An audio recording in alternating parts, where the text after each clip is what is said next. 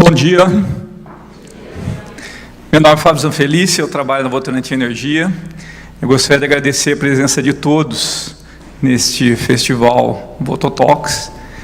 E queria reforçar que durante essa semana nós vamos ter aí uma grande e uma intensa movimentação e uma grande discussão sobre vídeos e sobre ideias com mais de 30 profissionais. Então, convido a todos a acessar, vototalks.com.br, onde a gente vai ter essa interação durante esses próximos 5 dias. Bem, Vototalks é uma iniciativa e uma fusão, na verdade, de 2 outros movimentos. O primeiro é o próprio Vototalks, que foi criado em 2015 para fazer discussões sobre inovação, sobre sustentabilidade.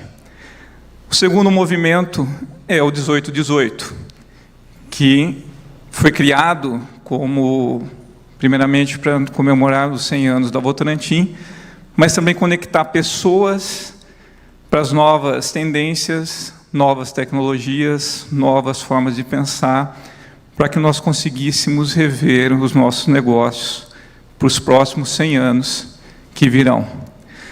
O 1818 tem 5 movimentos. O primeiro dele foi cultura de alta performance. O segundo foi novos padrões e novas tecnologias. O terceiro, business redesign. O quarto, transformação consciente. E o quinto, global mindset. Nesse momento, a gente está passando pelo terceiro movimento, que é o business redesign, onde eu faço parte, inclusive, como sponsor desse projeto. Ele não é exaustivo, abrangente, envolve todas as companhias, todas as empresas da Votorantim, e ele tem por objetivo repensar os nossos negócios. Repensar os nossos negócios porque nós somos investidores de longo prazo. Nós temos, como cultura, um DNA muito forte, um DNA realmente empreendedor, um DNA de iniciativa e de realmente pioneirismo. E a gente sabe que nos próximos 100 anos, ou no próximo ano, nos próximos 5 anos, movimentos incrementais, melhorias incrementais não são o que vão transformar os nossos negócios. Então, realmente, a Votorantim vê como discussões, como novas tecnologias, como pensar diferente, a diversidade, a forma de a gente transformar os nossos negócios, continuar sendo pioneiro no que nós fazemos. Bom, então esse é o nosso movimento, é disso que nós estamos falando aqui hoje, e vamos começar hoje com uma experiência bastante interessante. O nosso palestrante e a sua palestra tem como título o cérebro humano como centro do universo. Ele é um pesquisador que, particularmente, eu tenho admiração e eu acho que é um orgulho para a academia, para a ciência brasileira. A sua apresentação dispensa mais linhas. Se eu fosse ler o currículo dele aqui, eu acho que eu passaria pelo menos 10 minutos lendo o currículo dele.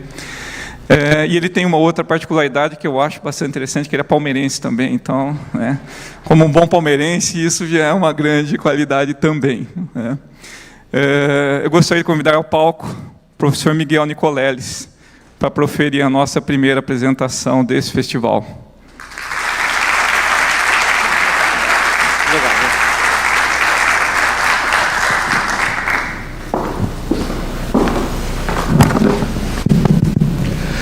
Bom, primeiramente, muito obrigado pela apresentação e pelo convite. É um prazer estar aqui de novo em São Paulo, especialmente no MASP, um lugar muito especial na minha vida, e conversar com vocês sobre o meu tópico favorito, que é, evidentemente, o cérebro humano, e como ele ocupa, ou deve ocupar, evidentemente ocupa desde o início da nossa espécie, mas a cada vez mais vai passar a ser o centro emissor de novas visões de mundo, novas visões do universo, e praticamente o entendimento do funcionamento do cérebro, ele abre portas, se é que a gente vai conseguir chegar a entender, isso é uma pergunta também aberta, Mas ele abre portas que só recentemente nós estamos conseguindo identificar.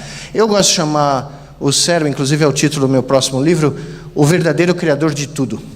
Nós normalmente não nos damos conta disso, mas a história da civilização humana, todos os aspectos fundamentais, os nossos mitos, as nossas religiões, a nossa tentativa de explicar o universo, a nossa ciência, a nossa visão histórica de mundo, tudo isso é derivado das propriedades neurobiológicas que o processo de evolução embutiu entre as nossas orelhas.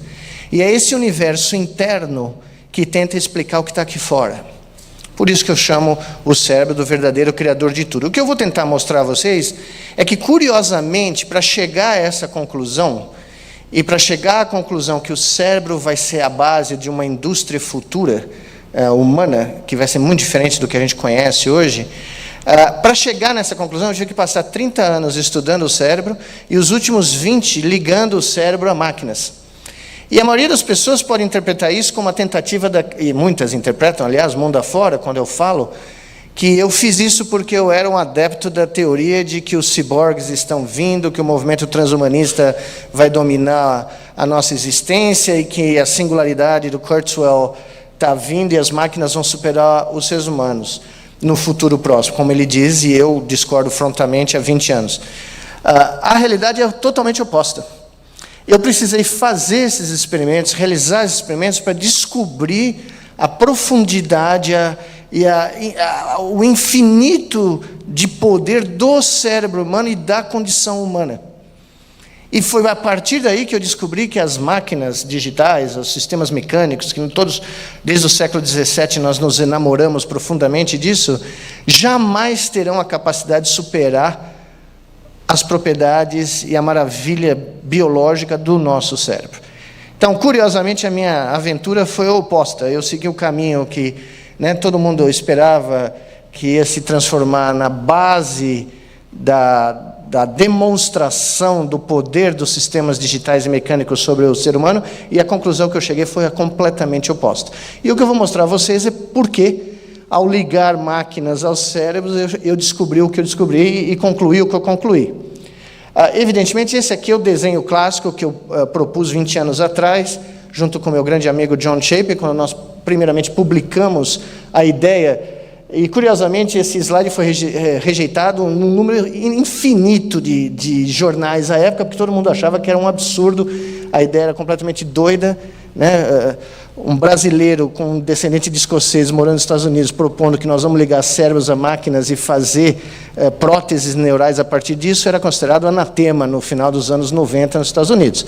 Mas a ideia é essa aqui. Basicamente, o que você tem é um cérebro, que tem que ser funcionante, evidentemente, o que hoje em dia é um requisito difícil de encontrar, mas você tem alguns bilhões de neurônios em que você usa sensores para registrar a atividade elétrica, a linguagem que o cérebro está usando para criar programas motores, que permitem com que eu possa estar falando com vocês aqui, mexendo meus braços, andando.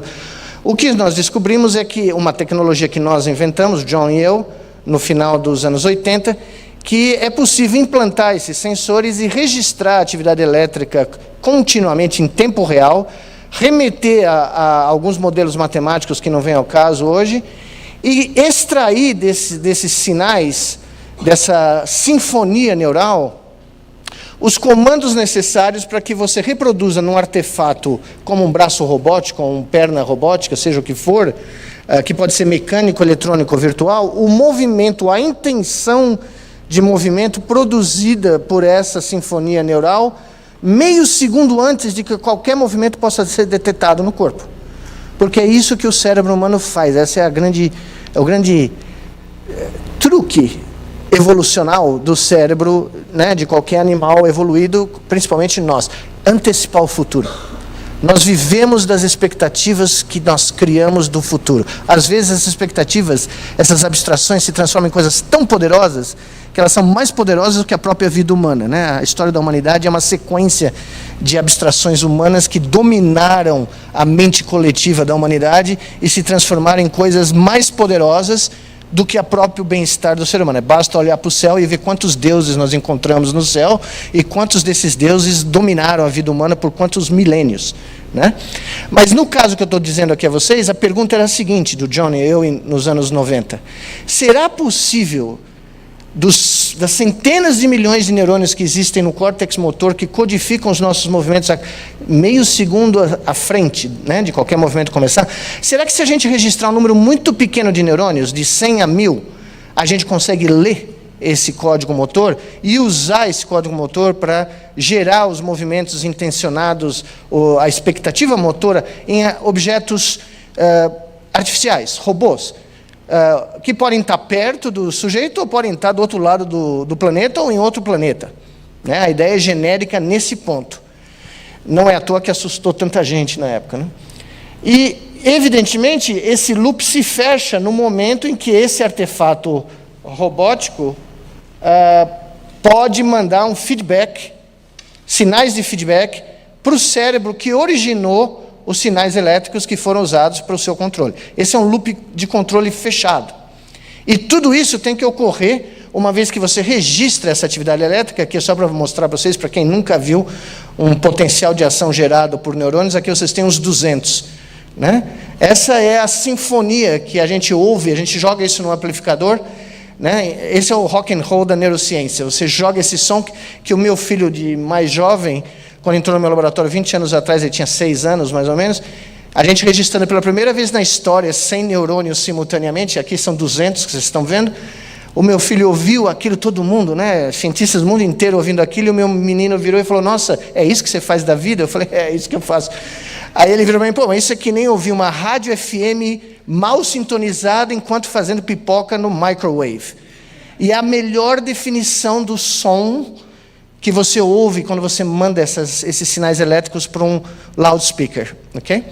É basicamente pipoca explodindo na panela, mas numa velocidade, num ritmo que quem ouve nunca jamais esquece, porque esse é o som, no nosso caso, né, é o som da condição humana, sem nenhuma palavra a ser mencionada, né?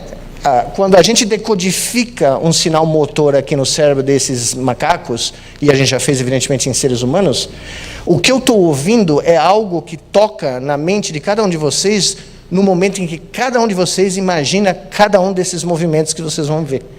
É o alfabeto da condição humana. Então, a pipoca no microwave é uma ótima definição, mas a profundidade do que é esse som, né, tem outro grau de magnitude. Pois bem, o primeiro experimento que foi realizado, nós fizemos experimentos em ratos, mas evidentemente o pessoal...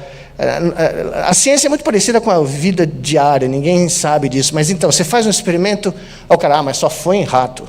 Aí você faz o outro experimento, mas só foi em macaco. Aí você faz o experimento em gente, o cara fala, mas foi pouca gente. Não acaba, entendeu? Por isso que ser palmeirense é uma vantagem, ser cientista, porque só existe espírito de porco na ciência, então você, né, consegue conviver com isso.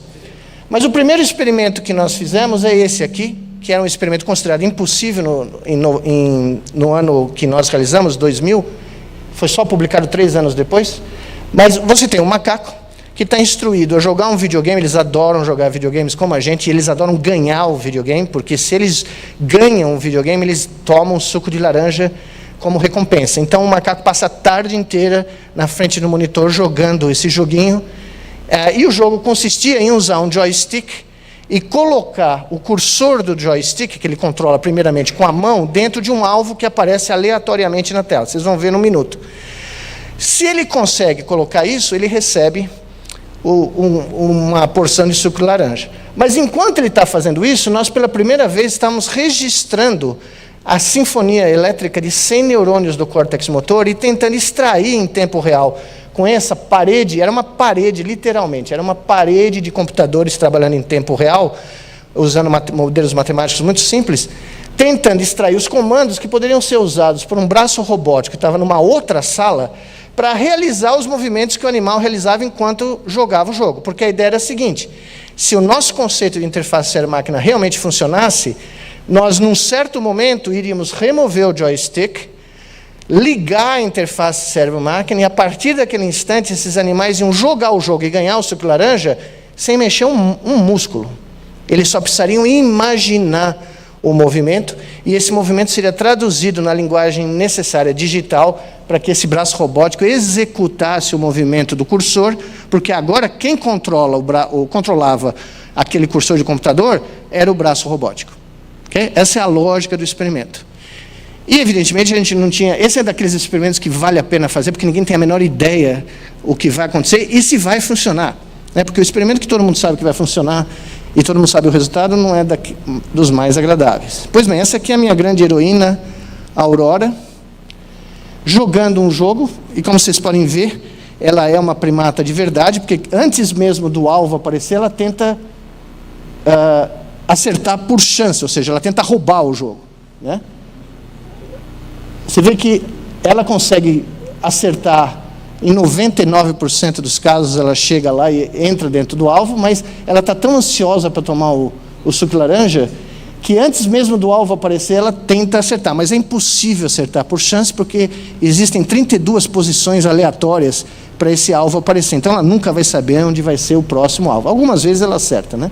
Mas enquanto ela estava fazendo isso, tomando meio litro de suco laranja por tarde, nós estávamos registrando a atividade dos neurônios, mandando para aquele sistema de computadores e tentando ver se o braço robótico aprendia a executar os mesmos movimentos do braço que vocês estão vendo aqui, ó, embaixo, né, os movimentos bem delicados, bem precisos, para que ela pudesse ganhar o jogo. E nessa noite, em 2003, nós realizamos o que nós esperamos durante muito tempo. Nós removemos o joystick, nós ligamos a interface cérebro-máquina, olhamos um para o outro e esperamos ver o que a Aurora ia fazer, porque ninguém tinha a menor ideia como ela reagir. E o que a Aurora realmente queria era tomar suco de laranja, ela não estava nem aí para nós. E, para nossa surpresa, ela continuou jogando o jogo. Só que agora ela não precisa mexer o corpo dela. Ela só precisa imaginar a trajetória, e essa trajetória está sendo lida em tempo real, com uma subamostragem tremenda, várias ordens de magnitude menos neurônios do que os 100 milhões de neurônios que ela tem no córtex motor dela. E, como vocês podem ver, a Aurora continua a jogar e tomar o seu suco de laranja. Prova de que existe um free lunch nos Estados Unidos. Basta você ter uma interface cérebro-máquina funcionando, certo? Experimentos subsequentes mostraram que você não precisa ter o robô nem do outro lado da Aurora. Nós fizemos um experimento em que um robô estava em Kyoto, no Japão, um robô humanoide que anda de forma, né, como nós, e a fonte dos sinais cerebrais estava no meu laboratório em Durham. O New York Times filmou isso em tempo integral, tinha um repórter em Durham, um repórter em Kyoto, e o nosso animal andando na esteira, parou de andar na esteira, mas continuou a imaginar os passos. E esse sinal foi transmitido por à época, a rede de conexão mais rápida que você podia ter na internet, e fez o robô andar em Kyoto, sob o comando da mente do macaco em Durham, na Carolina do Norte. Ou seja, esse robô, para todos os propósitos, poderia estar em Marte. A distância de a distância de espaço foi eliminada, o espaço foi contraído, desde que você consiga transmitir esse sinal muito rapidamente. Okay? Bom, o que foi interessante notar, além do resultado em si, que abriu, né, isso foi capa de vários jornais do mundo inteiro e abriu uma explosão quando o paper foi publicado, é que além do experimento funcionar, o que nós notamos é que esse braço robótico, muito rapidamente, foi assimilado pelo cérebro da Aurora como se fosse o terceiro braço dela. Como se ela tivesse não só os dois braços biológicos, mas um braço extra. Porque, como vocês veem no gráfico embaixo, não preciso explicar os detalhes, os neurônios do cérebro da Aurora começaram a responder ao braço robótico, tanto ao planejar o movimento, quanto ao feedback tátil ou visual que era gerado pela realização do movimento. Ou seja, esse gráfico embaixo mostra que neurônios no córtex motor passaram a dividir a sua atenção entre os dois braços biológicos e o braço robótico, a ponto da Aurora poder realizar tarefas em que ela integrava o braço robótico aos dois biológicos. Ou seja, ela podia jogar esse joguinho que vocês viram com o braço robótico enquanto ela coçava as costas com a mão direita ou pegava um pedaço, uma uva com o braço esquerdo. Ou seja, nós mostramos que o sistema era extremamente plástico, a própria definição do nosso senso de ser, agora falando de seres humanos, a própria definição das bordas do nosso corpo são maleáveis, a ponto de um artefato robótico, os celulares que todo mundo está usando nesse instante, serem assimilados como uma extensão de nós. Não é à toa que quando hoje alguém perde o celular, entra em pânico, porque você literalmente está perdendo um pedaço de você, onde quer que você esteja deixando esse barato, tá? Mas qual o plástico? Qual é o limite dessa plasticidade? E aí que a coisa começa a ficar muito interessante. Um dos meus estudantes, o Eric Thompson, resolveu testar essa ideia com a seguinte pergunta: será que é possível criar um novo senso, um novo canal sensorial? Será que é possível fazer um animal adulto começar a perceber um sinal da natureza que normalmente ele não percebe, usando essa capacidade de plástica, de ampliar as funções do sistema nervoso? Então, o experimento que nós fizemos, publicamos já vários artigos nos últimos 3 anos, pega-se um rato adulto, e como vocês sabem, todos nós mamíferos, com uma única exceção na Austrália, tem um morcego na Austrália que tem essa capacidade, mas todos nós, primatas e mamíferos, não conseguimos ver luz infravermelha. A luz infravermelha, nós não temos receptores na retina que permitem que a gente enxergue um feixe de luz infravermelha. Por isso que a gente não vê, quando a gente muda o canal da televisão com o clicker lá da televisão, ninguém vê, né, o sinal, você só vê o efeito. E o que o Eric e eu decidimos fazer foi: será que a gente conseguiria, usando uma prótese neural com o princípio de interface cérebro-máquina, criar ratos que consigam não enxergar a luz infravermelha, mas tocar a luz que é invisível ao olho deles?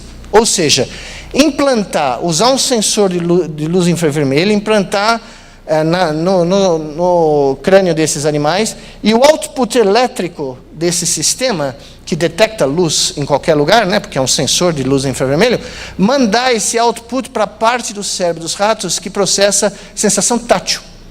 E a pergunta é a seguinte: será que eles vão poder agora tocar a luz em vez de ver a luz? Okay? Que é um fenômeno muito conhecido chamado sinestesia. Existem pessoas que quando ouvem um som, veem cores. Elas têm a sensação de visual, né? Ouvem música clássica, por exemplo. Eu conheço uma pianista muito famosa que, quando ela ouve Schubert, ela vê cores, uma dança de cores na frente dela, tá? A pergunta é a mesma aqui. E, evidentemente, eu não estaria falando sobre isso se não tivesse funcionado, né? Então, o que vocês vão ver aqui é o primeiro rato que tocou a luz. Ele não viu a luz, mas ele foi capaz de processar esse sinal como se fosse um toque na face dele, e ele foi capaz de seguir um feixe de luz infravermelho para tomar uma água com açúcar que eles gostam de tomar. Então, vocês vão ver um ratinho aqui vindo no centro dessa arena. Existem 4 aberturas aqui. Aleatoriamente, um feixe de luz infravermelho vai ser projetado. E o rato, para conseguir tomar água com açúcar, tem que seguir esse feixe até a sua origem. Mas ele não vai ver o feixe, ele não está vendo. Isso aqui é uma câmera infravermelho que nós filmamos para vocês poderem ver.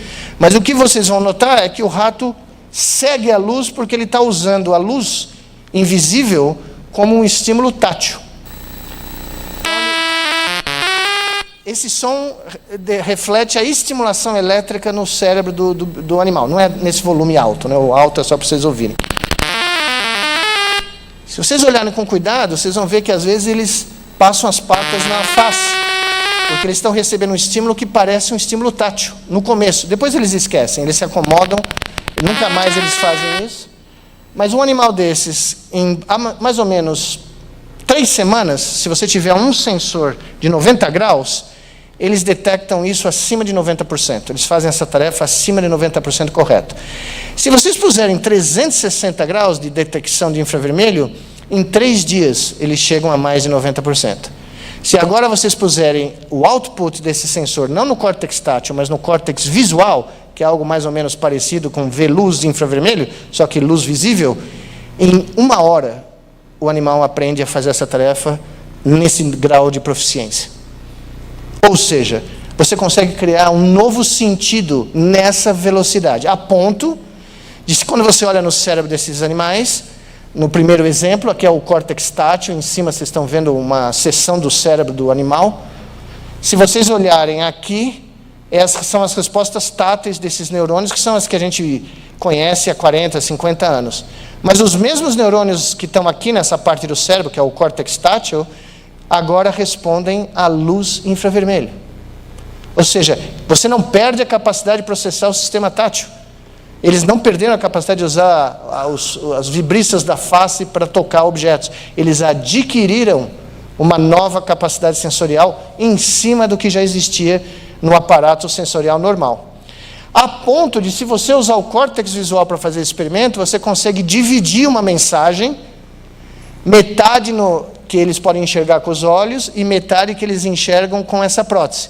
E eles conseguem fundir, o cérebro consegue fundir essa mensagem em tempo real.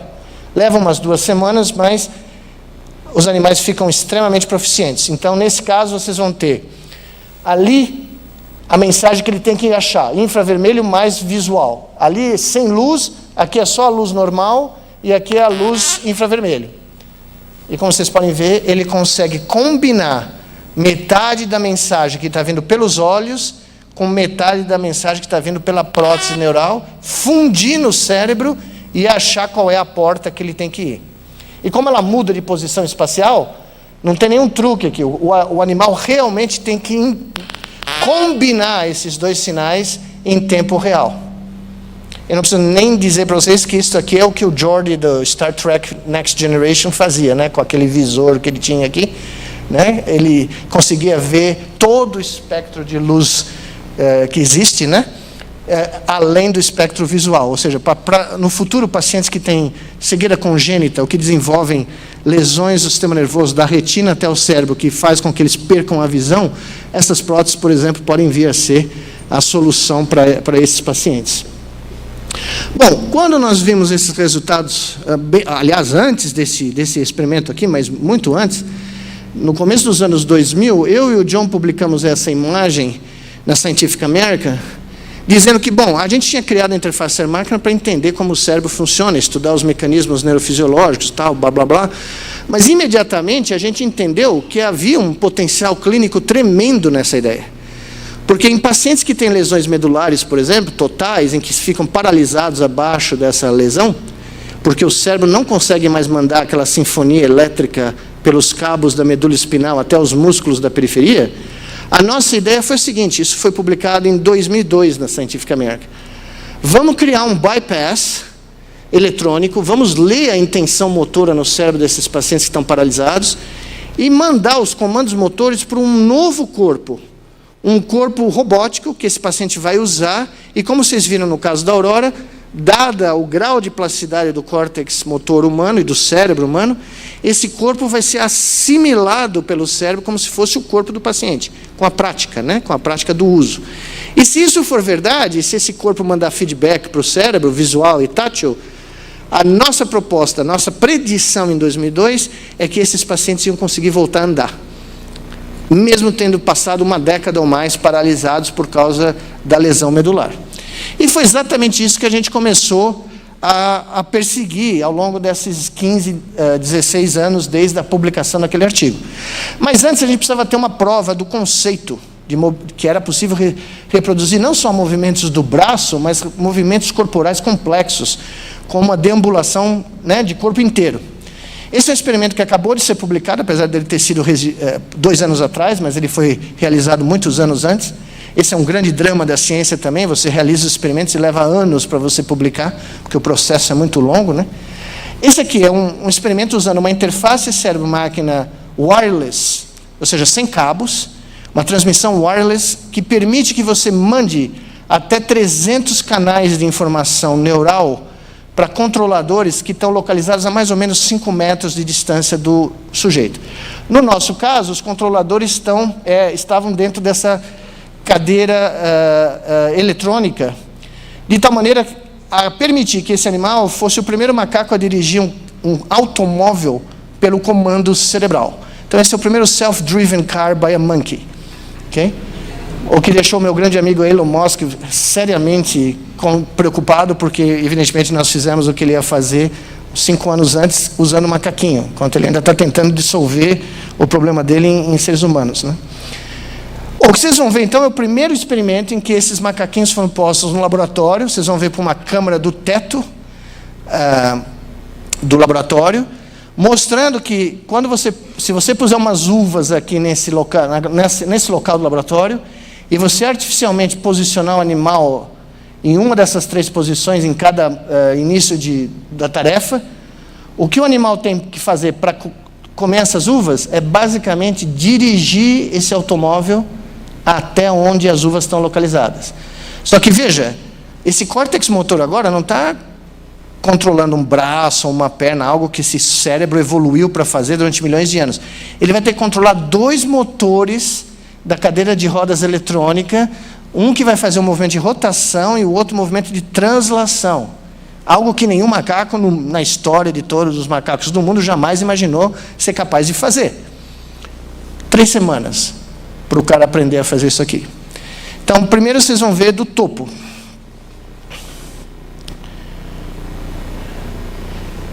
Então, a primeira posição, agora vocês veem o nosso aventureiro aqui dirigindo o carrinho, do topo da sala.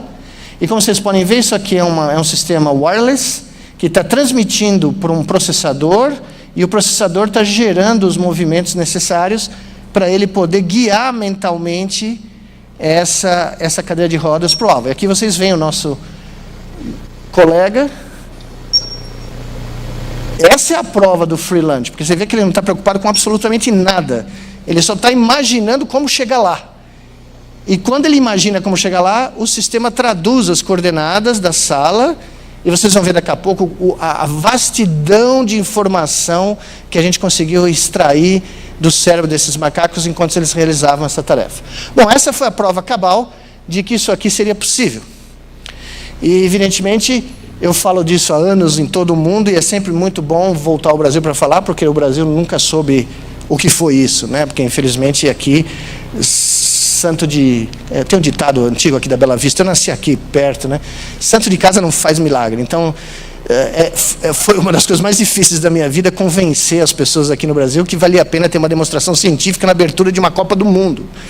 Porque a imagem do Brasil, que se tenta, né, perpetuar no mundo, que a gente é muito bom de tocar tambor, a gente é muito bom de fazer música, é muito bom de jogar bola, essa eu já conheço, admiro e adoro. O que eu quis, a intenção, estou falando candidamente para vocês, era mostrar um outro Brasil. Um Brasil que pode gerar conhecimento e tratamentos e terapias e avanços científicos que podem beneficiar, nesse caso, 25 milhões de pessoas no mundo afora que têm lesões medulares. Se você imaginar que isso pode ser aplicado para outras doenças do sistema nervoso central, ninguém aqui sabe, mas 1 em cada 7 seres humanos do planeta Terra sofre de algum distúrbio do sistema nervoso central. Isso inclui depressão, derrame, Alzheimer, Parkinson's e lesões medulares. Então, quando nós descobrimos que isso era possível, e quando havia clima no Brasil para se propor projetos audaciosos, a minha ideia foi a seguinte: vamos mostrar para o mundo um Brasil que ninguém conhece. Um Brasil que é capaz de trazer para cá 150 pessoas do mundo inteiro trabalhando de graça, os cientistas que vieram de graça, os alunos todos foram pagos, mas a gente, todos nós trabalhamos de graça. De 25 países que abriram suas patentes, trouxeram todo o seu conhecimento acumulado nas áreas de robótica, ciência da computação, reabilitação, neurociência, engenharia mecânica, engenharia eletrônica, filosofia, nós tínhamos um filósofo, matemática, e confluir todo esse conhecimento humano na verdadeira academia, na definição grega da academia, onde não existem fronteiras, não existem departamentos, não existem divisões do conhecimento. O conhecimento é mesclado para beneficiar a humanidade em várias dimensões. Nesse caso, uma dimensão muito tangível, fazer alguém andar de novo. E por isso que o projeto chama-se Andar de Novo. Pois bem, qual era a ideia? A ideia era aplicar tudo que vocês viram até agora, né? Tem muito mais coisa que não deu tempo de falar. Selecionar, no caso, 8 pacientes com lesão medular crônica aqui no Brasil, pacientes que estavam completamente paralisados abaixo do nível da lesão, alguns mais do que uma década, são pacientes crônicos que a gente chama, e tentar usar tudo que vocês viram para retreinar o cérebro desses pacientes a imaginar o que é andar. Porque Porque quando você sofre uma lesão medular, no instante que você sofre essa lesão, o seu cérebro começa a esquecer o que é andar. E o seu cérebro começa a esquecer o que existe abaixo da lesão. É como se o seu corpo regredisse. E a descrição mais comovente, mais difícil que eu já vi na minha vida foi de um paciente quadriplégico americano que me disse que na hora que ele mergulhou e bateu no fundo do raso de uma piscina e sofreu uma lesão medular, quando ele emergiu, ele só tinha a cabeça. O corpo tinha sumido. E a sensação de ser sumiu. Ele só existia daqui para cima. Okay? Então nós começamos emergindo esses pacientes no sistema de realidade virtual, que é basicamente o que vocês viram com os macacos, para reintroduzir no cérebro a noção de ter pernas e de andar, e fomos movendo eles, momento a momento, por sistemas que existiam já, até eles poderem praticar esse andar sob o controle da mente através de uma interface cérebro-máquina num exoesqueleto criado por nós, desenvolvido em basicamente 1 ano para a demonstração na abertura da Copa. Esse aqui é o nosso querido Brasil Santos Dumont 1, nós já estamos no Brasil Santos Dumont 3, mas este foi o heróico desenvolvimento. As pessoas no Brasil não têm a menor ideia do que é desenvolver um robô, ainda mais um robô que tem que andar autonomamente sob o controle do sistema nervoso que não existia. Essa equipe trabalhou por basicamente 12 meses, ininterruptamente, não teve carnaval, não teve Natal, não teve nada, para construir um protótipo, que não é o produto final. Né? Infelizmente as pessoas reclamaram da roupa, reclamaram da forma do robô, reclamaram do escambau de bico, sem saber o que é necessário para fazer um barato desses do nada. Né? Mas esse é o ponto secundário. O ponto fundamental é que esse artefato tinha várias inovações. Uma delas, que é essencial, que não tinha sido pensada até esse momento na área de interface cérebro-máquina, é a possibilidade de oferecer feedback tátil em tempo real, enquanto a pessoa está andando. Para isso, meu grande amigo Gordon Chang inventou essas placas, esses circuitos integrados que vocês veem aqui, que você aplica, por exemplo, na sola do pé do Exo, e que tem sensores de pressão, proximidade e temperatura embutidos nessa placa. Então, quando o pé vai chegando no chão e vai tocando o chão, uma onda de feedback começa a ser gerada, que é entregue na única parte do corpo desses pacientes que a gente poderia garantir que tinha sensibilidade tátil, que é o antebraço deles, nos 2 lados. Então, à medida que o paciente vai aprendendo a andar, nós usamos a pele como transdutor para retreinar o cérebro sobre a sensação de ter pernas novamente. E o mais absurdo disso é que, sem saber, sem esperar, evidentemente, nós criamos um método de induzir a sensação de membro fantasma. Porque todos os nossos pacientes começaram a dizer que eles estavam sentindo as pernas, estavam sentindo o joelho, estavam sentindo o pé, mas a maioria desses pacientes eram pacientes com lesão torácica, ou alta ou baixa, ou seja, eles não tinham sensibilidade nenhuma abaixo desse nível. Todavia, o estímulo que era entregue ao braço enquanto eles andavam foi interpretado pelo cérebro como se fosse um estímulo sendo gerado dos membros inferiores.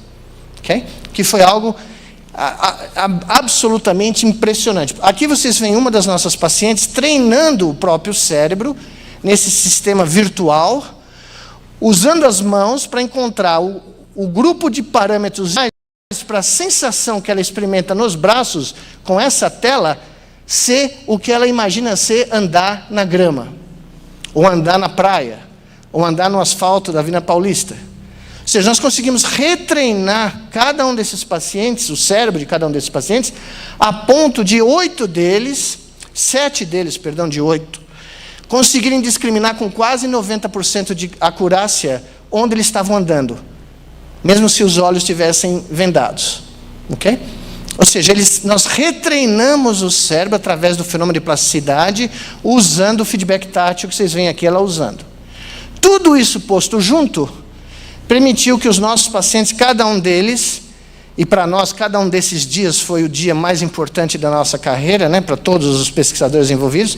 O que vocês vão ver aqui é o primeiro dia em que esse paciente, depois de 6 anos, ficou de pé e usou o cérebro para controlar esse exo e sentiu o andar no seu braço.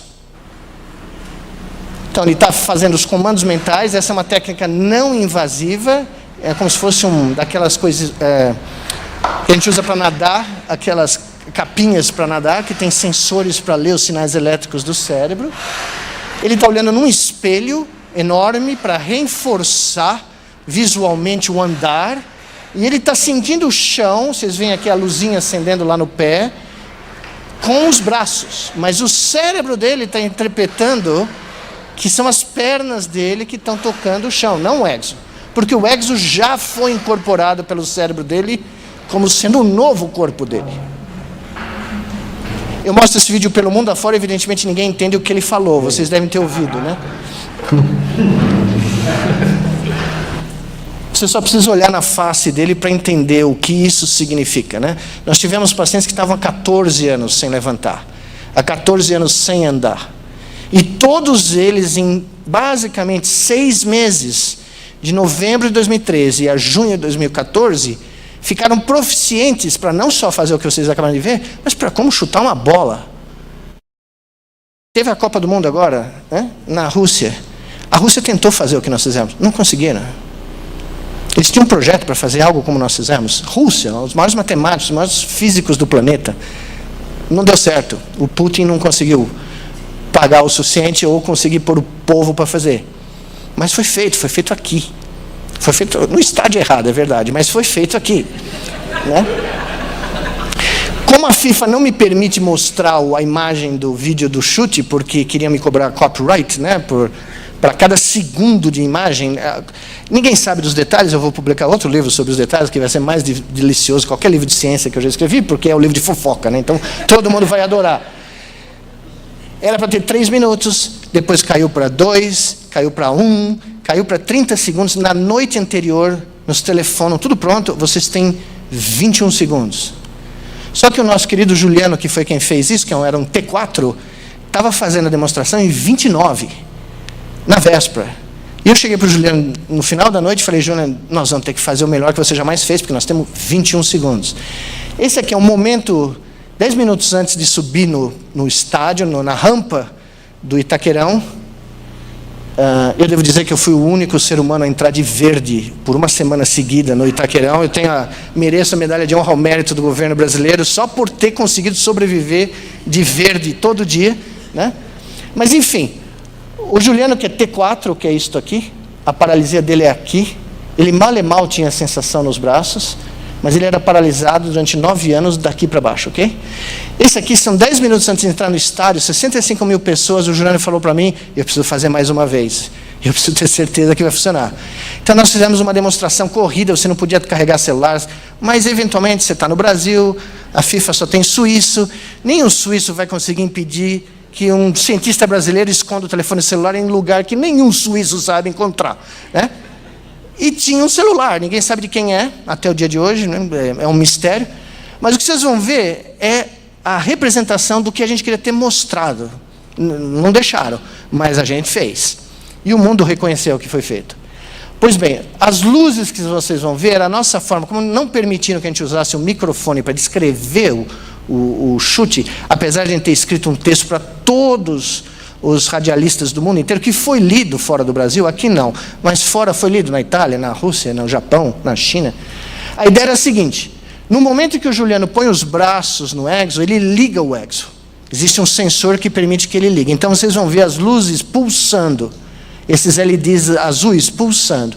Na hora que ele gera o comando de mover as pernas para chutar a bola, vocês vão ver 2 fluxos de luz verde e amarela vindo do cérebro para o pé, para ilustrar visualmente o conceito de uma interface cérebro-máquina. Essa era a intenção. Se você não pode fazer verbal, a melhor coisa que sobra é visual. E é isso que vocês vão ver aqui, o que foi exatamente o que aconteceu no campo. Primeiro o Juliano liga o exo, agora ele está imaginando o chute. O sistema entendeu o que ele quer fazer, ele acerta o corpo, a bola é posta e ele chuta. E a coisa mais sensacional, eu nunca vou esquecer isso, para quem estava atrás do Juliano, como eu e os pacientes os outros 7 e 24 outras pessoas representando o mundo inteiro, nós estávamos a 2 metros do Juliano, é que quando ele fez isso e chutou, ele não sabia que nós tínhamos ligado um sensor no bico do pé, que permitia ele sentir o impacto da bola. Quando nós corremos para comemorar, porque ele comemorou como se fosse um gol, evidentemente, gritando, chorando e tal, o que ele gritava não era eu fiz, eu consegui. O que ele gritava era eu senti a bola. Agora, imagina o que é para um ser humano que está há 9 anos sem ficar de pé, que cresceu nesse país, que jogou bola no quintal, na rua, no campinho de barro da cidade dele no interior, poder estar de pé numa audiência de 1,2 bilhões de pessoas, em 6 meses e de uma cadeira de rodas, para sentir a bola. Quer dizer, você precisa ter um pouco de humanidade para conseguir decifrar o que isso significa para ele.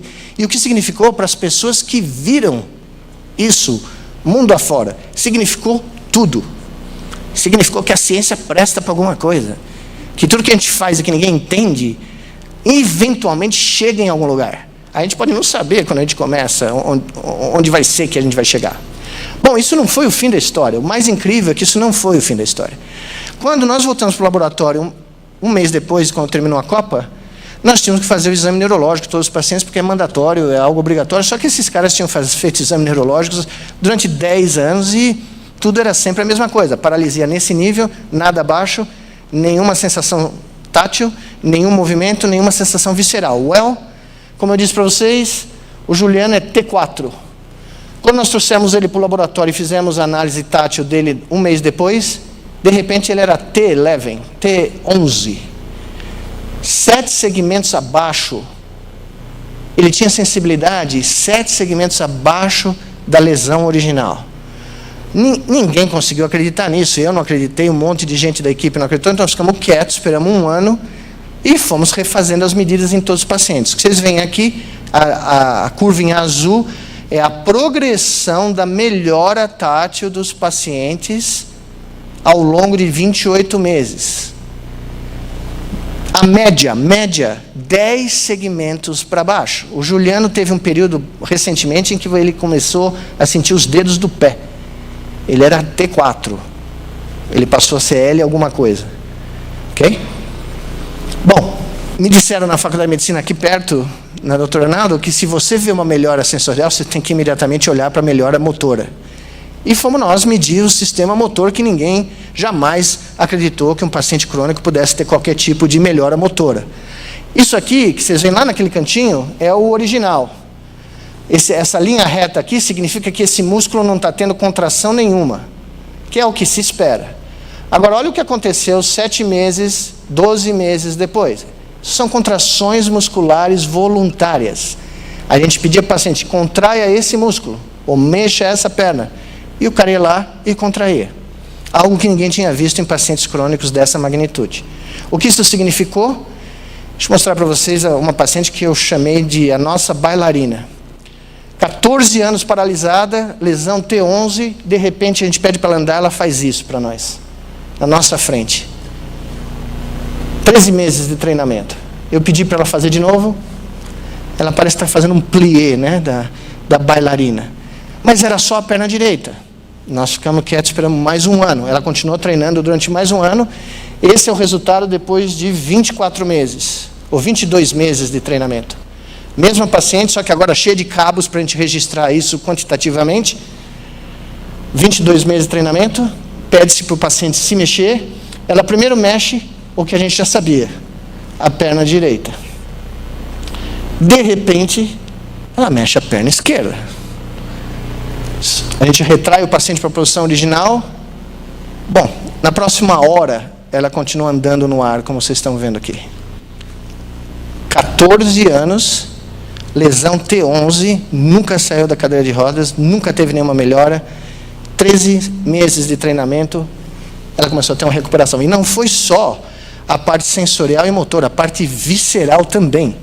Esses pacientes começaram a ter controle parcial da bexiga, alguns atingiram controle completo da bexiga, controle do intestino, sensações intrauterinas. As mulheres começaram a reportar os períodos novamente. Uma delas ficou grávida porque ela conseguiu sentir o bebê e deu à luz uma garota, um bebê 9 meses depois, não de parto normal, porque ela não poderia fazer parto normal com a osteoporose total, mas ela sentiu a gravidez inteira. Recuperou a sensação visceral interna, ok? Qual é o... Essa história não acabou, né? A gente pensa que ela termina, mas a gente continua seguindo os pacientes. São quase... Já passou de 4 anos, na realidade. E esse é onde a gente se encontra, nesse estágio. Alguns desses pacientes melhoraram tanto que nós conseguimos usar técnicas que não teriam efeito nesses pacientes para fazer com que eles agora consigam ter uma caminhada mais autônoma, sem o exo, sem nada, por eles mesmos.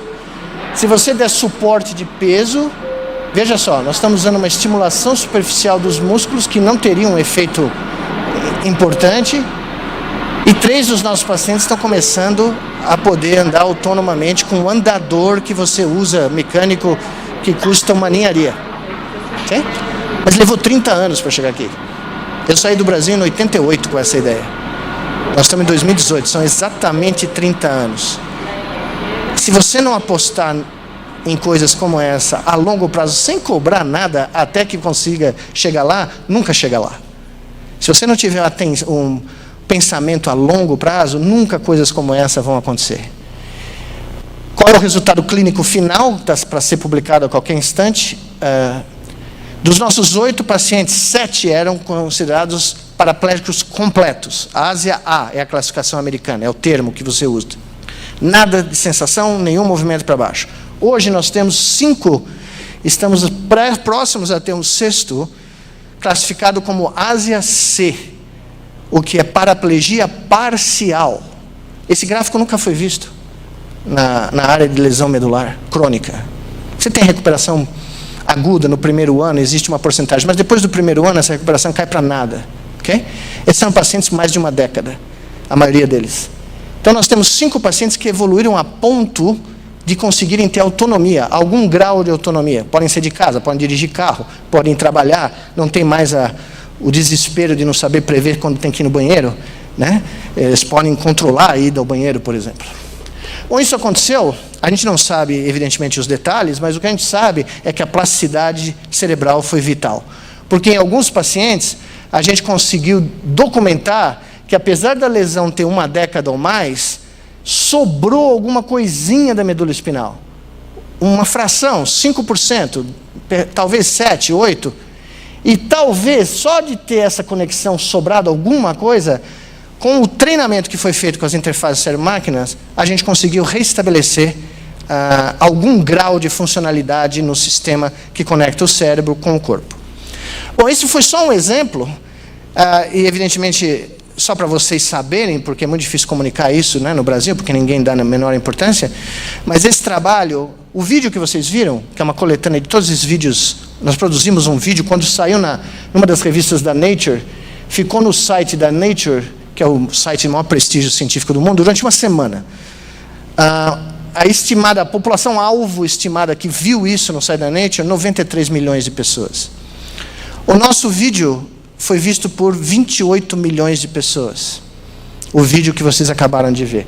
E, evidentemente, foi manchete nos maiores jornais do mundo. Inclusive, eu nunca imaginei que neurociência seria a capa do Financial Times, mas até isso aconteceu.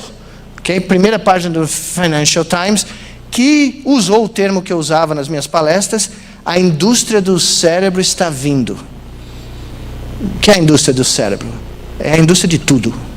Não falei para vocês que o cérebro é o criador, o verdadeiro criador de tudo? Pois bem, ela está vindo.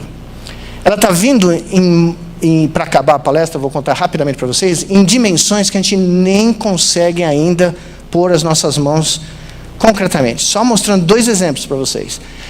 Por exemplo, quando eu publiquei esse trabalho em 2015, os caras ficaram malucos porque eu sugeri, o que eu falo na introdução do trabalho é o seguinte: quem disse que uma interface cérebro-máquina tem que ser controlada por um cérebro só? Isso foi a definição que nós demos em 99. Essa é a BrainNet. Bem-vindos a BrainNet, onde 2 cérebros que não sabem nem que estão colaborando um com o outro são capazes de realizar uma tarefa motora à distância, simplesmente combinando a atividade cerebral conjunta e realizando essa tarefa. São 2 macaquinhos que têm que mover um braço virtual, o jogo que vocês já conhecem, só que um macaco controla o eixo X e o outro macaco controla o eixo Y, uma tarefa mais simples.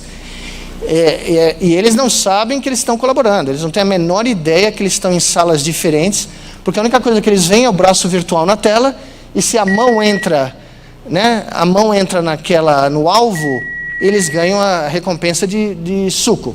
Só que o que está acontecendo é que a atividade dos dois está sendo sincronizada numa resolução de 10 milissegundos. E sem a sincronização, o braço não se mexe. Esse braço só mexe se os dois macacos sincronizarem e para todos os propósitos funcionarem como um único cérebro. Bom, vocês não precisam saber absolutamente nada de neurociência para saber que quando você faz 2, você faz 100 milhões. Né? Então aqui o que vocês vão ver é a primeira dança de uma BrainNet constituída por 3 cérebros colaborando em tempo real, 3 macaquinhos, para que esse bolinha preta seja posta dentro daquele círculo. Cada macaco está controlando 2 dimensões de um jogo tridimensional. Um controla X e Y, o outro Y e Z, e o outro Z e X. Para você ver essa bolinha entrando lá dentro, é porque os 3 cérebros se sincronizaram da maneira que eu descrevi para vocês. Ok? E funciona. E eles tomam o suco sem nem saber que eles estão colaborando com 2 outros macacos. Tá? Aqui é um exemplo onde os macacos podem ver um ao outro, e a razão pela qual eu pus esse como último experimento é porque é isso que acontece desde que grupos de animais, na minha teoria, grupos de animais começaram a colaborar enquanto grupos sociais. Quando 2 ou mais seres humanos colaboram através de linguagem, escrita, imagens visuais, não interessa. Essa colaboração só ocorre pelo fenômeno que vocês vão ver agora. Nós temos 2 macacos aqui. Esse aqui é o que está dirigindo aquele carro que eu contei para vocês. E esse aqui é o observador. E por que isso é uma tarefa social? Porque se esse cara dirigir o carro com sucesso até aqui e pegar as uvas, esse cara ganha suco de laranja pelo sucesso do companheiro dele. Então, ele está absolutamente atento a cada movimento que esse cara, né? Essa aqui é a senhora do interior que fica na janela vendo o povo passar na calçada. E esse aqui é o cara que passa na calçada com a namorada, né? E ela fica atenta a cada passo. Pelo menos lá em Tatuí era assim, né?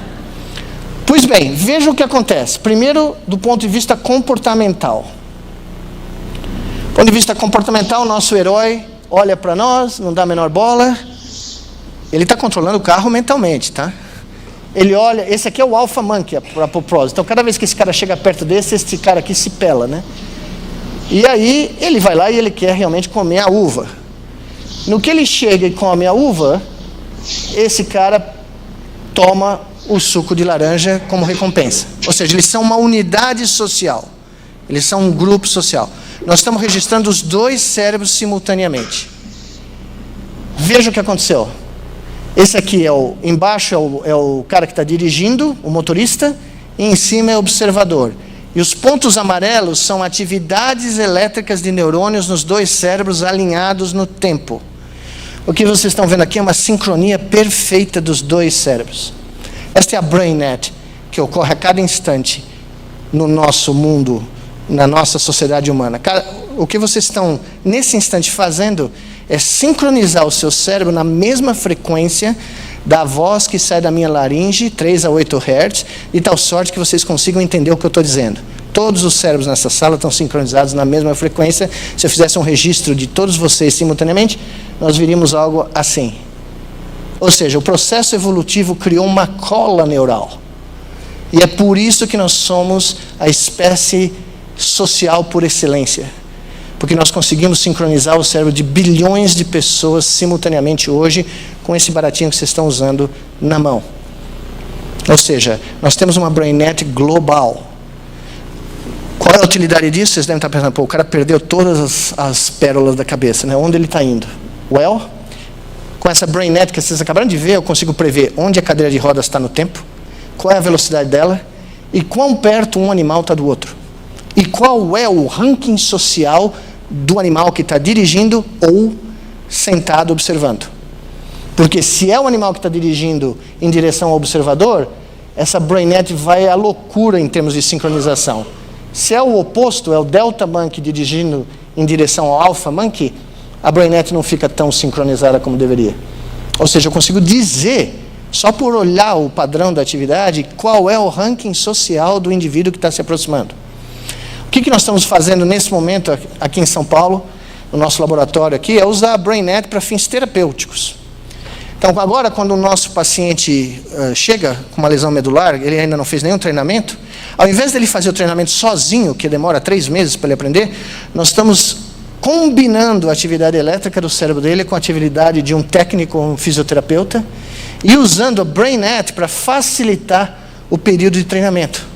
Porque, como eu disse para vocês, no começo, o cérebro do paciente não tem nenhuma informação sobre as pernas e sobre locomoção. Ele precisa aprender. Mas o cérebro de alguém que anda tem toda essa informação disponível. Então, usando 90% da atividade do cérebro desse ser que pode andar e esse paciente que não consegue andar, nós estamos vendo que o treinamento é mais rápido, é mais efetivo e o paciente se sente melhor. Agora, esse cara não precisa estar aqui do lado do paciente. Esse fisioterapeuta podia estar no Allianz Parque, aqui na Pompeia, disseminando a sua atividade elétrica para todo o planeta. Esse seria o sonho alviverde, né? Você tem um cara, né, de verde e branco pensando e distribuindo a sua atividade elétrica para milhares de pacientes que precisam ser treinados simultaneamente e não têm acesso a um hospital, não têm acesso a uma clínica de alto nível, eles só precisam ter acesso à internet e ter um visor, né, de realidade virtual. Pois bem, o que isso quer dizer? Qual é a conclusão de tudo isso? Para vocês que vão conseguir ver as próximas décadas se desenrolarem abertamente, o verdadeiro criador de tudo vai invadir o mundo inteiro. As pessoas associam a neurociência com a indústria de healthcare, de saúde, é evidente, essa é parte do corpo humano. Essa é só a ponta do iceberg, ok? Existe gente trabalhando em algoritmos de criptografia a partir da atividade elétrica do cérebro de indivíduos. Ou seja, você vai abrir o seu iPhone, ao invés de pôr o seu dedinho, fingerprint, você vai ter um padrão elétrico cerebral criptografado que identifica quem você é, e aí você pode abrir o seu iPhone, a sua conta bancária, ou seja o que for. Você vai ter gente colaborando para dirigir carros, self-driven car. O motorista pode não necessariamente estar dirigindo aquele carro. Pode ter um pool de pessoas que estão dirigindo aquele carro ou controlando um grupo de carros, porque essa pessoa não tem condição de dirigir o carro por qualquer desabilidade que ela tenha. E assim vai. Esse é só o começo da aventura. E, curiosamente, essa aventura, essa indústria do cérebro, por incrível que possa parecer, para terminar, começou aqui. Começou num lugar chamado Macaíba, periferia do Rio Grande do Norte, onde durante 15 anos, eu não vou nem contar a história, porque a história está publicada já, vocês podem ler no livro, nós construímos o primeiro campus do cérebro, dedicado totalmente ao verdadeiro criador de tudo. Porque nesse campus nós criamos um projeto educacional que começa na barriga da mãe dos nossos futuros alunos. 25 mil atendimentos de pré-natal de alto risco na periferia de Natal são feitos na nossa clínica da mulher e da criança. Essas crianças são acompanhadas, até recentemente, em 3 escolas que nós criamos durante 10 anos, 11 mil crianças passaram pelas nossas escolas de educação científica, porque a nossa ideia era criar um programa educacional que vai literalmente da barriga da mãe até o final do pós-doutorado. Isso não existe em lugar nenhum do mundo, nem na Finlândia. Eu estou indo para a Finlândia daqui a 1 mês e meio para conversar com o governo finlandês sobre essa ideia. Okay? E aqui nós temos, no fundo, um Instituto de Pesquisa de Neuroengenharia, que é a capital latino-americana da interface cérebro-máquina no continente. 25 quilômetros da cidade de Natal, no meio de lugar nenhum. Quem sabe disso? Muito pouca gente. Por quê? Porque a indústria do cérebro ela já existe, ela foi criada aqui, mas nós não damos muita bola para ela. A mensagem final, melhor acordar, porque vai mudar tudo. Muito obrigado.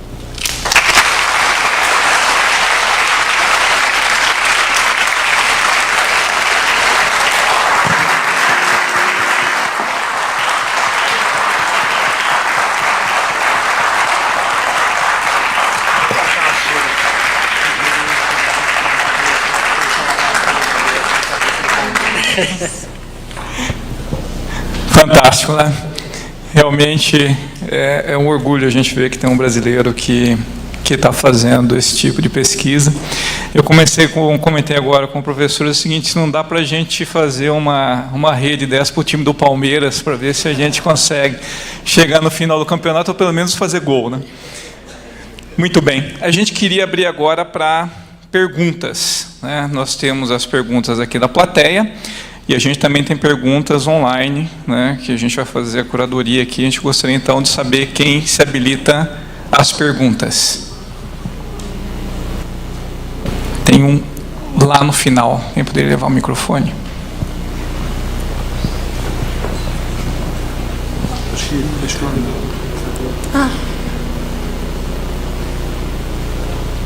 Aqui, desculpa.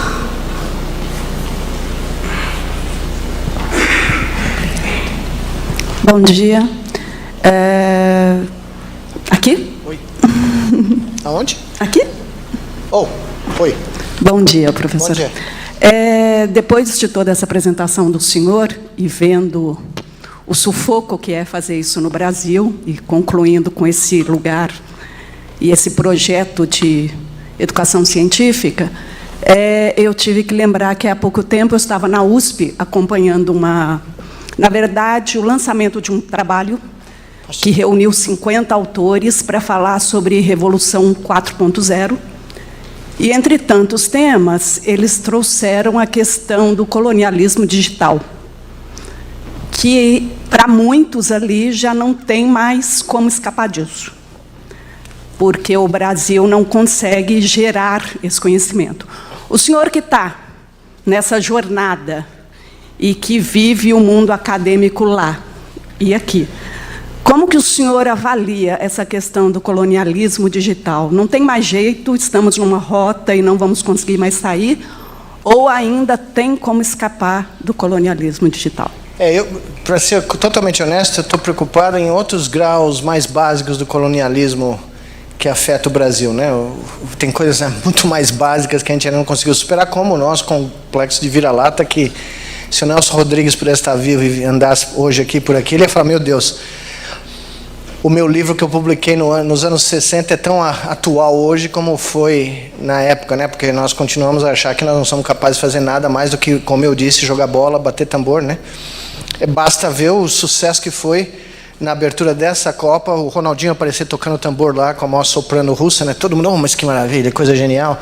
É genial, é maravilhoso, eu adoro música, mas essa é a nossa visão. O provincianismo, o buraco é muito mais embaixo, eu diria, né? A questão do colonialismo digital é muito relativa, porque existe uma panaceia lá fora, principalmente vindo dos Estados Unidos, que é um movimento ideológico, na minha opinião, um movimento político de dominação do ser humano, não só brasileiros, não estão um pouco se ligando para o que acontece aqui. Eles realmente querem criar a mensagem de que o ser humano é superável, que as máquinas vão ser superiores, que os sistemas digitais... E é uma balela matemática, é uma balela computacional e é uma balela biológica. Isso não existe. Um sistema computacional digital, por definição matemática, não tem como substituir as propriedades mais fundamentais de um cérebro humano, que funciona em analógico. Só aí, né, se você falar com qualquer matemático, a resposta é muito clara, porque existem sistemas analógicos que não são reduzíveis a um algoritmo. Você não consegue nem escrever a fórmula para descrever esse barato. Então, se você não tem a fórmula, você não consegue gerar uma plataforma digital que simule. Então, a dependência que nós temos da indústria digital, ela só é o último capítulo de uma dependência muito maior. É uma dependência intelectual, é uma dependência política, é uma dependência econômica. Eu não fico até muito preocupado, porque eles vão destruir as mentes deles antes do que nós, né? É até um pouco mais saudável que a gente tenha uma vida um pouco mais normal do que viver... Apesar que não é verdade, porque você anda aqui em qualquer lugar em São Paulo, em qualquer restaurante, você vê crianças de 2 anos, os pais estão no celular e a criança está no iPad, antes de aprender a falar, antes de aprender a andar. Ou seja, você está condicionando o cérebro dessa criança desde o início da vida a ser um sistema biológico digital. E você está provavelmente restringindo o desenvolvimento das propriedades analógicas desse cérebro. Então, do meu ponto de vista biológico, essa colonização digital pode até ser uma faca de 2 gumes. Porque enquanto eles avançam em virando ciborgues ou robôs, nós ainda vamos ter uma chance de escapar disso, talvez, né? Mas tem um outro lado que eu imagino que é o que a senhora está tocando, que é o fato da dependência da tecnologia digital ser traduzida numa dependência econômica, ou mesmo uma dependência política. Bom, nós estamos dando a Embraer de graça, o que eu posso falar? Nós destruímos a maior empresa do Brasil, que é a Petrobras, porque tinha uns caras lá roubando. Prende os caras que estão roubando. Salva a indústria. É o que acontece na IBM, é o que acontece na Apple, é o que acontece em qualquer empresa americana. Se eles pegam o cara que está fazendo algo errado, a justiça americana vai lá e põe o cara na cadeia. Mas ninguém fecha a Boeing. Ninguém fecha a Apple. Como é que a Apple estava falida 10 anos atrás? Como é que a Apple acabou de cruzar $1 trilhão de valuation? Ninguém aqui faz essas perguntas. Por quê? Porque ela teve um incentivo brutal para sobreviver. Porque era uma indústria vital para o país. Apple, Google, né?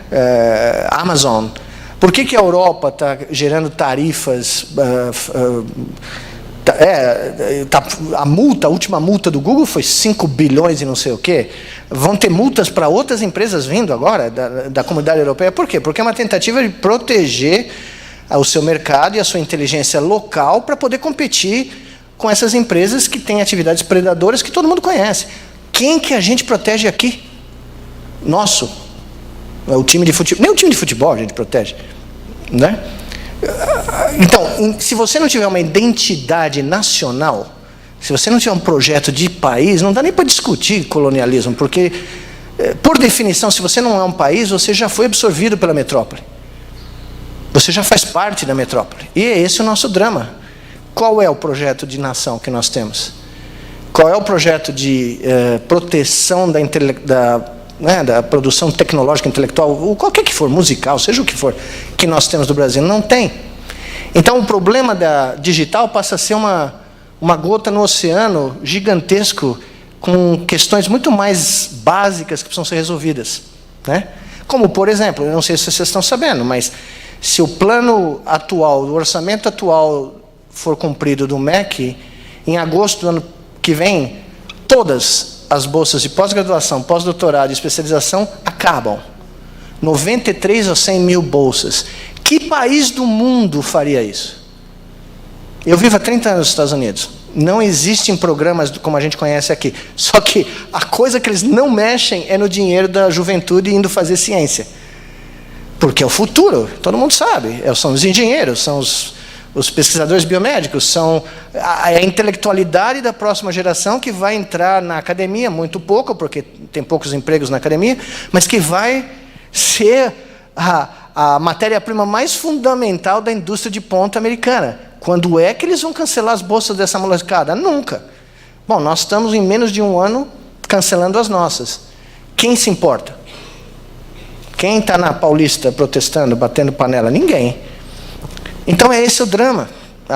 O nosso problema é o provincianismo e as nossas brigas são brigas por picuinha. Nós não temos brigas por um projeto de país. Então, discutir outras coisas fica muito difícil. Fica quase impraticável. Para fazer o que nós fizemos aqui no Rio Grande do Norte, está escrito no meu livro, a Odisseia que foi.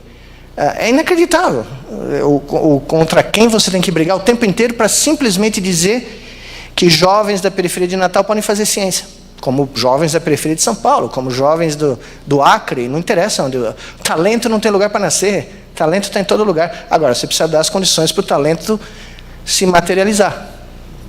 Eu provavelmente não respondi a sua pergunta, mas é a melhor resposta que eu posso dar. Respondeu muitíssimo.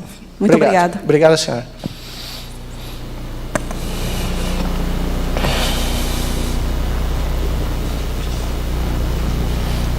Professor, alô? Obrigado pela palestra. Eu queria perguntar se existe alguma possibilidade de as pessoas se voluntariarem a participar dessa BrainNet intercâmbio, né? De longe. Existe no seu projeto essa possibilidade? Não, no nosso projeto já existiu, mas não existe pelas dificuldades institucionais de se ter um voluntariado no Brasil.